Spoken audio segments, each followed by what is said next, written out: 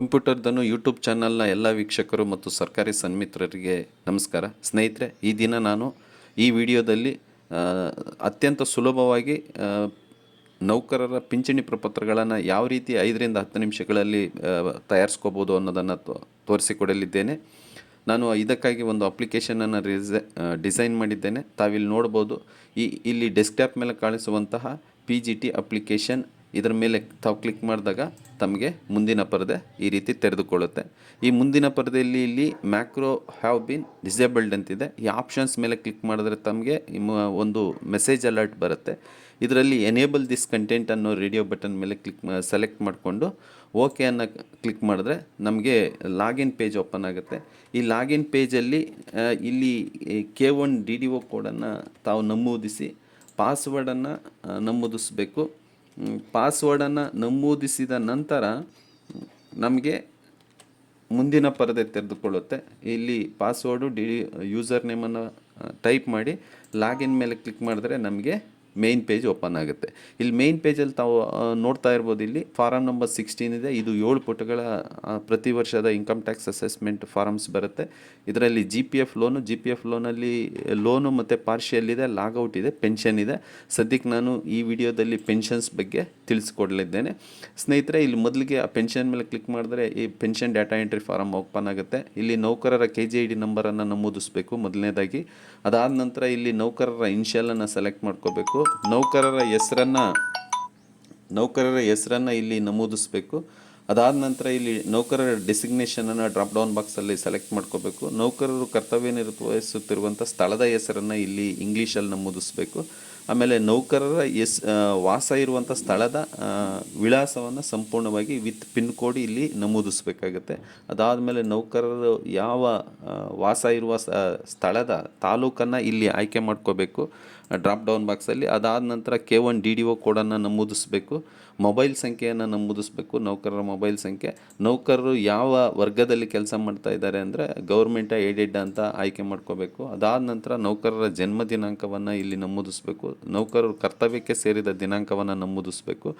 ಪ್ರಸ್ತುತ ನಿವೃತ್ತಿ ದಿನಾಂಕಕ್ಕೆ ಅಥವಾ ಸೇವೆ ವಿಮುಕ್ತಿ ಹೊಂದುವಂಥ ದಿನಾಂಕಕ್ಕೆ ಯಾವ ವೇತನ ಶ್ರೇಣಿಯಲ್ಲಿ ನೌಕರರವರೇ ಆ ವೇತನ ಶ್ರೇಣಿಯನ್ನು ಇಲ್ಲಿ ನಮೂದಿಸಬೇಕು. ಅದಾದ ನಂತರ ನೌಕರರ ಕೊನೆಯ ಅಂತಿಮ ವೇತನವನ್ನು ಇಲ್ಲಿ ನಮೂದಿಸಿ ನೌಕರರು ಸೇವೆಗೆ ವಿಮುಕ್ತಿ ಹೊಂದುವಂಥ ದಿನಾಂಕ ಅಂದರೆ ಮರಣ ಹೊಂದಿದ ದಿನಾಂಕ ಅಥವಾ ನಿವೃತ್ತಿಯ ದಿನಾಂಕ ಅಥವಾ VRS ಪಡೆಯುವಂಥ ದಿನಾಂಕವನ್ನು ಇಲ್ಲಿ ನಮೂದಿಸಬೇಕಾಗತ್ತೆ. ಅದಾದ ನಂತರ ಇಲ್ಲಿ ಈ ಅಪ್ಲಿಕೇಶನ್ನಲ್ಲಿ 4 ವಿಧದ ಪಿಂಚಣಿ ಪ್ರಪತ್ರಗಳನ್ನು ತಯಾರು ಮಾಡ್ಬೋದು. ವಯೋ ನಿವೃತ್ತಿ ಮತ್ತು ಸ್ವಯಂ ನಿವೃತ್ತಿ 2 ರೀತಿ ಇರುತ್ತೆ, 1A 1B. ಅದಾದ ನಂತರ ಡೆತ್ತು 4 ರೀತಿಯ ಪೆನ್ಷನ್ನು ಅಂದರೆ ಗ್ರೂಪ್ A B C ಮತ್ತು D ಮತ್ತು ಯಾವುದೇ ಇಲಾಖೆಯ ನೌಕರರ ಪಿಂಚಣಿ ಪ್ರಪತ್ರಗಳನ್ನು ಈ ಅಪ್ಲಿಕೇಶನಲ್ಲಿ ತಯಾರು ಮಾಡ್ಬೋದು. ಅದಾದ ನಂತರ ನೌಕರರ ತಂದೆಯ ಹೆಸರನ್ನು ಇಲ್ಲಿ ಇಂಗ್ಲೀಷಲ್ಲಿ ನಮೂದಿಸಬೇಕು. GPF ಸಂಖ್ಯೆಯನ್ನು ನಮೂದಿಸಬೇಕು. ನೌಕರರ ಎತ್ತರವನ್ನು ಇಲ್ಲಿ ನಮೂದಿಸಬೇಕು. ತದನಂತರ ಇಲ್ಲಿ DA ಪ್ರೆಸೆಂಟು ಏನು DA ಇರುತ್ತೆ ನೌಕರರಿಗೆ ಅನ್ವಯಿಸುವಂಥ DAಯನ್ನು ಇಲ್ಲಿ ನಮೂದಿಸಬೇಕು. ನಂತರ HR ಅನ್ನು ಮನೆ ಬಾಡಿಗೆ ಭತ್ಯೆಯನ್ನು ನಮೂದಿಸಬೇಕು.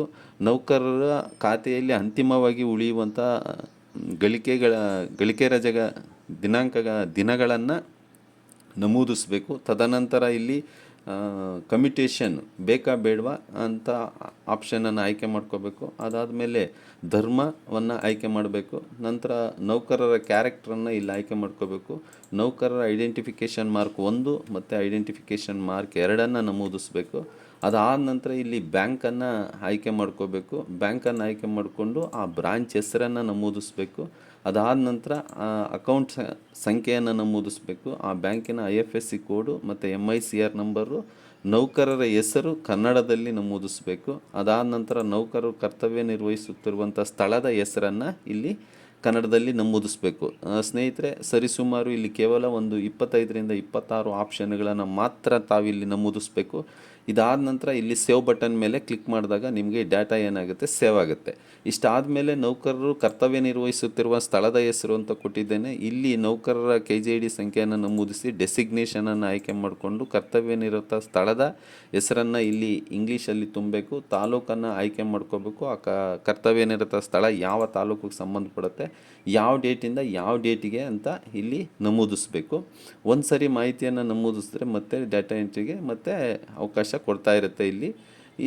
ಈ ಮಾಹಿತಿಯನ್ನು ಕರ್ತವ್ಯನಿರತ ಸ್ಥಳದ ಆದಮೇಲೆ ಬ್ಯಾಕ್ ಮೇಲೆ ಕ್ಲಿಕ್ ಮಾಡಿದ್ರೆ ಹಿಂದಕ್ಕೆ ಬರ್ತೇವೆ, ಪೆನ್ಷನ್ ಪೇಜಿಗೆ ಬರ್ತೇವೆ.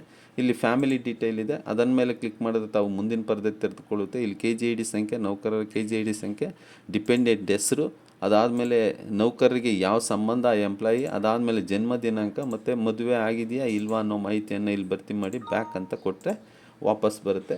ತದನಂತರ ಇಲ್ಲಿ ಲೀವ್ ಡೀಟೇಲ್ಸ್ ಇದೆ, ಅದರ ಮೇಲೆ ಕ್ಲಿಕ್ ಮಾಡಿದ್ರೆ ತಮಗೆ ಲೀವ್ ಎಂಟ್ರಿ ಪೇಜ್ ಓಪನ್ ಆಗುತ್ತೆ. ಇಲ್ಲಿ ಲೀವ್ ಟೈಪ್ಸನ್ನು ತೊಗೋಬೇಕು, ಯಾವ ಡೇಟಿಂದ ಯಾವ ಡೇಟ್ವರೆಗೆ ಲೀವನ್ನು ತೊಗೊಂಡಿದ್ರು, ಕಾರಣ ಏನು ಅನ್ನೋ ಮಾಹಿತಿಯನ್ನು ಇಲ್ಲಿ ಸೆಲೆಕ್ಟ್ ಮಾಡಿ ತಾವಿಲ್ಲಿ ಭರ್ತಿ ಮಾಡಬೇಕಾಗತ್ತೆ. ಅದಾದ ನಂತರ ಇಲ್ಲಿ ಬ್ಯಾಕ್ ಮೇಲೆ ಕ್ಲಿಕ್ ಮಾಡಿದ್ರೆ ತಮಗೆ ವಾಪಸ್ ಬರ್ತೀವಿ. ಸ್ಕ್ರೀನನ್ನು ಒಂದು ಸರಿ ಇಲ್ಲಿ ಇಷ್ಟೆಲ್ಲ ಮಾಹಿತಿ ತುಂಬಿದ ಮೇಲೆ ಇದು ಕೇವಲ 5 ರಿಂದ 10 ನಿಮಿಷಗಳಲ್ಲಿ ಮಾಹಿತಿಯನ್ನು ಭರ್ತಿ ಮಾಡ್ಬೋದು. ಅದಾದ ನಂತರ ಇಲ್ಲಿ ಮಾಹಿತಿ ಸೇವ್ ಆಗಿರುತ್ತೆ. ಮಾಹಿತಿಯನ್ನು ಬೇಕು ಅಂದರೆ ತಾವಿಲ್ಲಿ ಸರ್ಚ್ ಆಪ್ಷನ್ ಕೊಟ್ಟಿದ್ದೇವೆ ನೋಡಿ, ಇಲ್ಲಿ ಎಂಪ್ಲಾಯ್ ID ಅಥವಾ ಎಂಪ್ಲಾಯ್ ನೇಮ್ ಮೇಲೆ ಇಲ್ಲಿ ಮಾಹಿತಿಯನ್ನು ಸರ್ಚ್ ಮಾಡ್ಬೋದು. ಇಲ್ಲಿ ಟೈಪನ್ನು ಸೆಲೆಕ್ಟ್ ಮಾಡಿಕೊಂಡು ಸರ್ಚ್ ವೇರ್ನಲ್ಲಿ ID ಸೆಲೆಕ್ಟ್ ಮಾಡಿಕೊಂಡ್ರೆ KGID ನಂಬರು, ನೇಮ್ ಸೆಲೆಕ್ಟ್ ಮಾಡಿಕೊಂಡ್ರೆ ಹೆಸರನ್ನು ನಮೂದಿಸಿ ಸರ್ಚ್ ಅನ್ನೋ ಬಟನನ್ನು ತಾವಿಲ್ಲಿ ಕ್ಲಿಕ್ ಮಾಡಿದ ತಕ್ಷಣ ಏನಾಗುತ್ತೆ, ನಮಗೆ ಮಾಹಿತಿ ಸರ್ಚ್ ಆಗುತ್ತೆ. ಸರ್ಚ್ ಆದಮೇಲೆ ಮಾಹಿತಿಯನ್ನು ಸೆಲೆಕ್ಟ್ ಮಾಡಿ ಎಡಿಟ್ ಮೇಲೆ ಕ್ಲಿಕ್ ಮಾಡಬೇಕು. ಈಗ ನಾನು ಸದ್ಯಕ್ಕೆ ಡೆಮೋಗೆ ಒಂದು ಮಾಡಿದ್ದೇನೆ. ಇಲ್ಲಿ ಎಡಿಟ್ ಮೇಲೆ ಕ್ಲಿಕ್ ಮಾಡಿದ್ರೆ ನಮಗೇನಾಗುತ್ತೆ, ಮಾಹಿತಿ ಆಟೋ ಫೆಚ್ ಆಗುತ್ತೆ. ಆಟೋ ಫೆಚ್ ಆದಮೇಲೆ ಮತ್ತೆ ನಮಗೇನಾದರೂ ನೀಡ್ಫುಲ್ ಮಾಹಿತಿ ಕರೆಕ್ಷನ್ ಮಾಡಬೇಕು ಅನಿಸಿದ್ರೆ ಮಾಹಿತಿಯನ್ನು ಕರೆಕ್ಷನ್ ಮಾಡಿ ಆವಾಗ ಏನು ಮಾಡಬೇಕಾಗುತ್ತೆ, ಮಾಹಿತಿಯನ್ನು ಇಲ್ಲಿ ಅಪ್ಡೇಟ್, ಇಲ್ಲಿ ಸೇವ್ ಬಟನ್ ಡಿಸೇಬಲ್ ಆಗಿರುತ್ತೆ, ಅಪ್ಡೇಟ್ ಬಟನ್ನು ಎನೇಬಲ್ ಆಗಿರುತ್ತೆ. ಅಪ್ಡೇಟ್ ಮಾಡಿದ್ರೆ ಮಾಹಿತಿ ಏನಾಗುತ್ತೆ, ಸೇವ್ ಆಗುತ್ತೆ. ಆನಂತರ ಇಲ್ಲಿ ಪೆನ್ಷನ್ ಮೇಲೆ ಕ್ಲಿಕ್ ಮಾಡಿದ್ರೆ ತಮಗೆ ಇಲ್ಲಿ ಪೆನ್ಷನ್ ಪೇಪರ್ ಡೌನ್ಲೋಡ್ ಆಗುತ್ತೆ.